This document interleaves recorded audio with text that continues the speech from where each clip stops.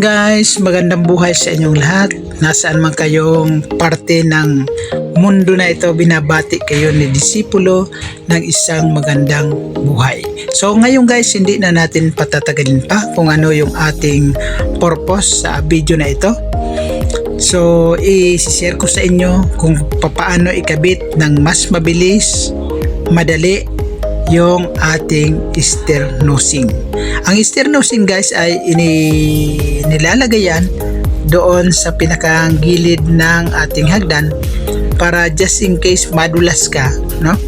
Hindi ka tuluyang madudulas dahil mag-i-stop yung paa mo dyan sa sternosing. So paano nga ba ikabit ang sternosing?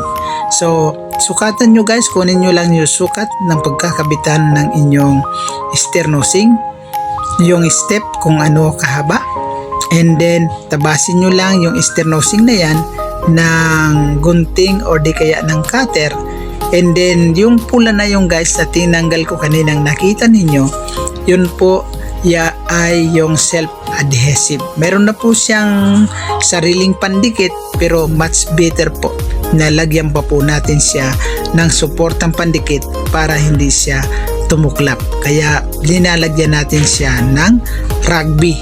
Yan, pinili ko na brand ng rugby is yung Bostik na rugby dahil yan ang alam ko na mas madikit, mas matibay, mas makapit na rugby. Ikalat lang po natin yung rugby guys, and then patuyuin po natin ng 30 to 1 hour. Pagka nakita na po natin na dry na yung rugby, hindi na siya sariwa, and then tsaka lang natin ilapat doon sa paglalagyan natin ng sternosing. So napakadali lang guys gawin. So ganito lang guys, no? Ayan na yung ating pagkakabitan ng sternosing. Ayan, ilapat lang natin ng mabuti, no?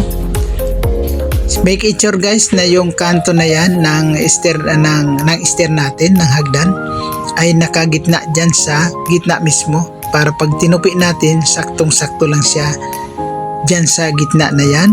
And then counting hilot, syempre mas maganda kung may hawak kayong basahan para yung paghagod ninyo hindi masaktan yung inyong kamay.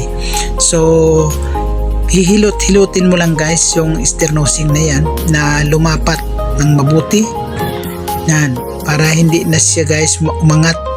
Ilapat lang natin ng mabuti yung sternosing. So minsan lang yan guys, hindi ka na magpapaulit-ulit yan pag lumapat na yan kasi tuyong-tuyo na talaga siya. So ganyan lang guys kadali, kasimple yung pagkabit ng sternosing. Sana mayroon po kayong natutunan, no, doon sa ating isinare ngayon na video. At kung kayo ay natuto na, hindi na kayo magbabayad sa pagkabit ng sternosing. By the way, para ikabit yung sternosing, kayo ay magbabayad ng 850 pesos per day. So kung marunong na kayo, hindi na kayo ngayon magbabayad. Libre na yung inyong pambayad.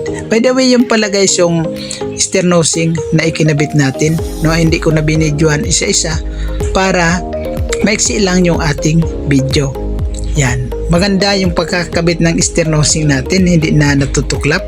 So pati yung ating alagang aso, masaya na siya dahil maayos na, maganda na yung kanyang tambayan. So guys, kung hindi pa kayo nakasubscribe sa ating channel, pakihit na lang ng notification bell para lagi po kayong updated sa lahat ng video na ipapanood ko para sa inyo. God bless and bye bye!